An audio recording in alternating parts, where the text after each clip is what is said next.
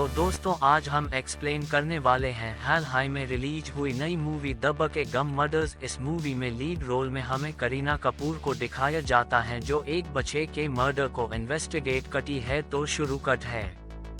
Movie के शुरुआत में हमें एक कोर्ट रूम दिखाया जाता है जहां पर हम जसप्रीत को देखते हैं। उसके बेटे को एक साइको किलर ने शूट कर दिया था। ये कोई इंटेंशनली शूट आउट नहीं था। वह साइको किलर दूसरों को खुश होते हुए नहीं देख सकता था। वो एक पब में जाता है और एक गन निकालता है, रैंडमली लोगों को मारना शुरू कर देता है। उसमें से इसका बेटा भी होता है। तो इस आदमी ने कोर्ट रूम में सब कुछ कन्फेस किया था और इसको जेल में डाल दिया जाता है। पर जसप्रीत उस दिन रात की सीन को भूल नहीं पाती। वो प्रोफेशनली एक कॉप होती है, फिर भी वो अपने बच्चे को नहीं बचा पाती। उसको अंदर ही अंदर मानो ये सब कुछ खाए जा रहा था। बुलेट लगे हुए खून से लथपथ वो टी शर्ट उसने अभी तक संभाल के राखी है। वो चाहती है इस शहर को छोड़ के कहीं दूर चली जाए, तो वो ट्रांसफर के लिए अप्लाई करती है और वह अप्रूव भी हो जाता है। हस्बैंड के साथ पास्ट रिलेशन अच्छा नहीं होता, इसलिए वह अपने बच्चे के साथ सेपरेट रहती थी। पर आज उसका बच्चा ही नहीं रहा। जब उसकी दूसरी जगह पोस्टिंग होती है, वह गाड़ी लेके निकल जाती है। उसके पापा ने उसको बहुत रोकने की कोशिश की, वो भी कॉप होते हैं, पर उसने एक बात भी नहीं सुनी और बोली मुझे जगह चेंज करनी पड़ेगी अपने आप को थोड़ा संभालने के लिए। फिर हम देखते हैं वो उसकी दूसरी जगह पोस्टिंग होती है और वो गाड़ी लेके निकल जाती है। और उस लोकेलिटी में हम टीवी चैनल में देखते रहते हैं सरकार कोशिश कर रहे हैं नशा मुक्त शहर बनाने के लिए, पर बच्चे बहुत नशे की तरफ झुक रहे हैं। वो लोग नशा करने के लिए अलग अलग चीजों की यूज कर रहे हैं, इसी के साथ पाउडर वगैरह तो वो लोग ले ही रहे हैं। तो पेरेंट्स बच्चे सारे लोग घबराए हुए हैं। सोसाइटी को कंट्रोल करने के लिए वो लोग रास्ते में बैठ के आंदोलन भी करते हैं। फिर हम देखते हैं कि जैस अपने ऑफिस में पहुंचती है। पहुंचने के बाद अपने बॉस को रिपोर्ट करती है। पहले तो उसका बॉस उसे कांग्रेचुलेशन करते हैं नई पोस्टिंग के लिए। इसी के साथ उसे एक केस भी सौंप देते हैं, इशप्रीत कौली मिसिंग केस पर। कोई बच्चे की मिसिंग केस सुन के जसप्रीत बोलती है कि मैं इस इन्वेस्टिगेशन में ज्वाइन नहीं हो सकती, पर उसका बॉस बोलता है ये तुम्हारा कोई ऑप्शन नहीं है जसप्रीत, हम तुमको इस केस में डाल रहे हैं। तुम्हारे पुराने तजुर्बे को देखते हुए हमें पता है कि तुम्हारे साथ पास्ट में क्या हुआ था, पर कोई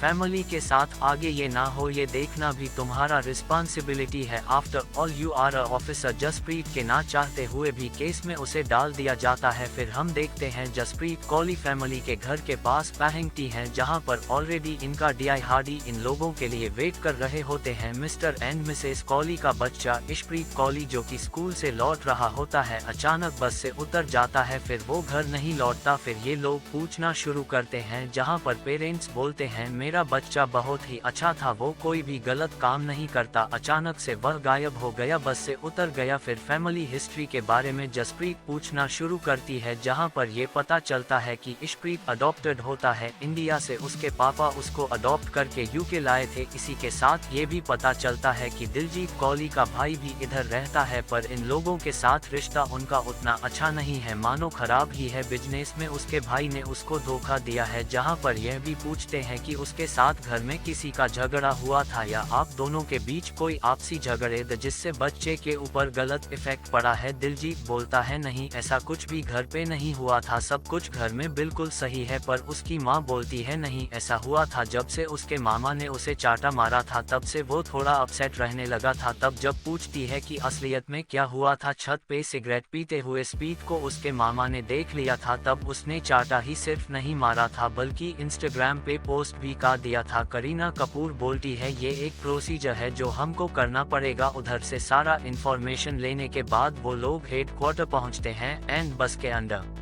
सीसीटीवी वीडियो को वो लोग प्ले करते हैं। विदेश के बस पे सीसीटीवी होते हैं। बस के वीडियो चेक करते टाइम ये पता चला कि इशप्रीत राय पार्क के उधर उतर चुका था। फिर पुलिस की पूरी टीम उधर जाती है एंड इन्वेस्टिगेशन करना शुरू करती है, मतलब खोजबीन पूरी रात चलती है। एक के बाद एक वो लोग कोशिश करते हैं सबूत ढूंढने के। लिए पानी में भी स्कूबा डाइव लगाया जाता है, पर कोई भी सबूत हाथ नहीं आता। पर मानो डीआई हार्डी को कुछ दिखता है पर वो किसी को नहीं बुलाता। फिर अगले दिन सुबह हम देखते हैं डीआई हार्डी बोलते हैं, तुम लोग टीम थक चुके होंगे, और वो अपने एक फेवरेट ऑफिसर को अपने साथ लेकर चला जाता है जो कि उसको भाई की तरह मानता है। वो जैस को भी घर भेज देता, ये बोलते हुए कि पहला कॉल मैं तुम्हें ही करूंगा अगर मेरी कोई लीड हाथ में आई। फिर अगले दिन सुबह इनके हाथ लगती है इशप्रीत की बॉडी, जो कि देखने में लग रहा था कि पानी में डुबो का मरा है, पर वो एक गाड़ी के पहले सीट में था। गाड़ी का दरवाजा खुला हुआ था। फिर पोस्टमार्टम वगैरह होता है और पता चलता है कि पानी में डूबने की वजह से और गला घोटने की वजह से उसकी मौत हुई है। स्प्रीत के माँ बाप फूट फूट के रोने लगते हैं और मानो जसप्रीत को अपने बेटे का विजन स्प्रीत के अंदर दिख रहा होता है। वो भी अंदर से झंझोड़ चुकी थी। स्प्रीत के क्लासमेट से पता चलता है कि पियानो सीखने के लिए हर रोज स्कूल से बाहर जाया करता था, पर कुछ टाइम से वह गया नहीं। और दूसरी जगह हमको ये भी पता चलता है मिस्टर कॉली और मिसेस कॉली के बीच दाम्पत्य जीवन बिल्कुल भी अच्छा नहीं होता। दिलजीत कॉली बाहर एक लड़की के साथ अफेयर में थे, वो लड़की और कोई नहीं, वो लड़की यशप्रीत को ही पियानो सिखाती थी। दिलजीत चाहता था कि उसका लड़का उसके गर्लफ्रेंड के साथ अच्छे से घुल मिल जाए, और दिलजीत ये भी चाहता था कि वो मिसेस कॉली से डिवोर्स ले ले। मिसेस कॉली हमेशा डरी सहमी रहती है, वो अपने बच्चे से बहुत प्यार करती है, और मिस्टर कॉली भी माँ बाप में तो बच्चे के लिए बहुत प्यार था। और इंटेरोगेशन में ये जसप्रीत को भी पता चल चुका था, पर प्रोसीजर के लिए इन दोनों के बारे में पूछना पड़ता है कि जिस दिन यशप्रीत मरा था उस दिन ये दोनों कहाँ थे। दोनों ही अपना जस्टिफिकेशन दे देते हैं और वो सही भी बैठता है। फिर पुलिस को एक क्लू मिलता है, जिस गाड़ी में स्प्रीत का बॉडी मिला था वह गाड़ी और किसी के नहीं दिलजीत के भाई का होता है, जो कि उसका बेटा चलाता है। वो नशे के सारे सामग्री लेता था, उसके साथ उसका एक दोस्त भी होता है। जहां पर पुलिस को पता चलता है वो दोनों उस दिन उधर गए थे। फिर उनको कस्टडी में लिया जाता है। साकिब टोटली डिनाई देता है। फिर जब उसे गाड़ी दिखाया जाता है, फोटो दिखाया जाता है, तो वो बोलता है क्या खुली पार्क में कोई जाकर घूम नहीं सकता। और बाहर के देशों में मुजरिमों को भी या सस्पेक्ट को भी खुद का लॉयर मिलता है, जो कि ऑब्वियसली स्टेट ही प्रोवाइड करता है। और शाकिब का इंटरव्यू कर रहा होता है डीआई हार्डी, मानो उससे कुछ पर्सनली दुश्मनी थी। उसको हर एक केस में घुमा फिरा के वो उसका ही दोष निकल रहा था, जो कि अभी तक प्रूफ नहीं हुआ कि उसने कैसे मर्डर किया। फिर भी हार्डी हर एक टाइम उसे ही पॉइंट आउट कर रहा था। जब कुछ प्रूफ नहीं होता लॉयर तब बोलता है इसका मोटिव क्या है, तुम मोटिव पहले ढूंढ के लाओ फिर इसको सस्पेक्ट बोलना। फिर भी हम देखते हैं कि उसको पुलिस के कस्टडी में रखा जाता है। साकिब के फैमिली वाले, जो कि दिलजीत के भाई होते हैं, वो आते हैं अपने बच्चों के बीच में सुलह करवाने और यह बोलने के लिए कि मेरे बच्चों ने कभी भी तुम्हारे बच्चों का बुरा नहीं चाहा, भले ही हमारे बिजनेस में कुछ अनबन रही होगी, पर मेरा साकिब तुम्हारे लड़के इशप्रीत को कभी मार नहीं सकता। पर दिलजीत के सर में मानो खून सवार था, क्योंकि सारे एविडेंस शकीत के खिलाफ ही थे और बिजनेस में भी इसने उसको धोखा दिया था। तो गुरुद्वारा के सामने ही दोनों भाइयों के बीच हाथापाई हो जाती है। कुछ टाइम बाद फैमिली हिस्ट्री ढूंढते ढूंढते जसप्रीत के नाम का $2 मिलियन